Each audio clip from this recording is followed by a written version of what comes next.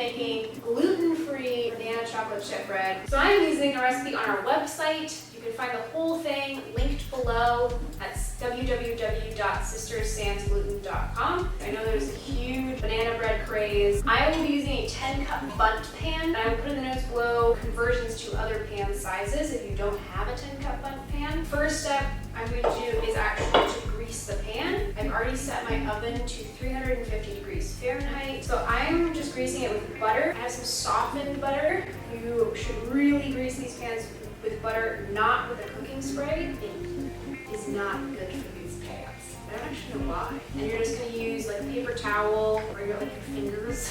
Okay, first we're going to put our bananas in the bowl. We're going to use 5 large bananas. I really recommend for this recipe you do not use overripe bananas, so you don't have to wait to make banana bread. I always thought that was kind of sad that you had to buy bananas and then wait until they got round to make the bread. 5 whole bananas in a bowl. Okay, I'm gonna use this masher. But it's like, oh, well, bananas are easier to mash when they're ripe. Sure, like a little bit, but gotta get a little bit of an arm work out of it. Or you can throw these in the blender. I'm mashing bananas. This looks so appetizing.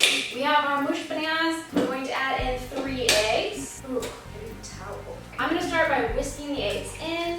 Next up, I have 3/4 cup melted butter. I'm going to put that in there. And then I'm also going to add 3/4 cup of sour cream. I feel like one of those professional Food Network chefs. This is fun. I'm also going to add 1 3/4 cup white sugar and 3 teaspoons of vanilla extract. What is next? So whisk all of that together. So now you're gonna add in your gluten-free flour. It's a gluten-free flour 1-to-1 mix, which means it's a 1-to-1 replacement for regular flour. I use this one. There are lots of other 1-to-1 baking flour mixes out there. Just be sure the one you buy doesn't contain other things like baking powder or baking soda. Those are like pancake mixes. But make sure it does contain xanthan gum. That is the binder. Otherwise, the notorious crumbly gluten-free bread, that would be 100% your bread. Some people don't like using it. I'm a big proponent of it. Do whatever you want. If you buy one that doesn't have xanthan gum, add 1 teaspoon of xanthan gum. You only need a little bit. So 2 1/4 cups of flour, and then 3/4 cup almond meal or almond flour. I use blanched almond flour because it doesn't have any little bits of the almond peel. Is that what you call it?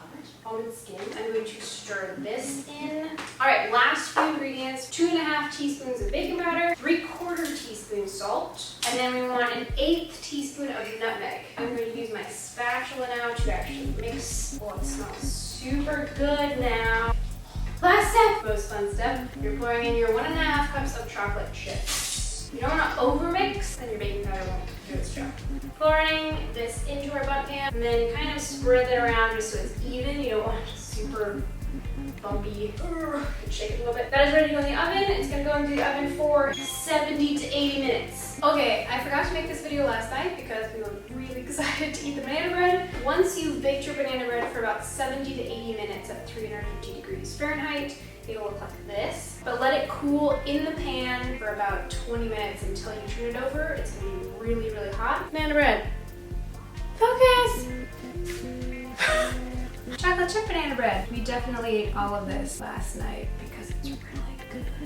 Amazing gluten-free banana bread. The recipe link is down below. It'll link to our website that has the full recipe, all the instructions, and as always, hit the bell and subscribe for more videos that will be upcoming. Or if you make it, better yet, tag us in a photo on Instagram. Our handle is @sisterssansgluten. Thanks so much, guys.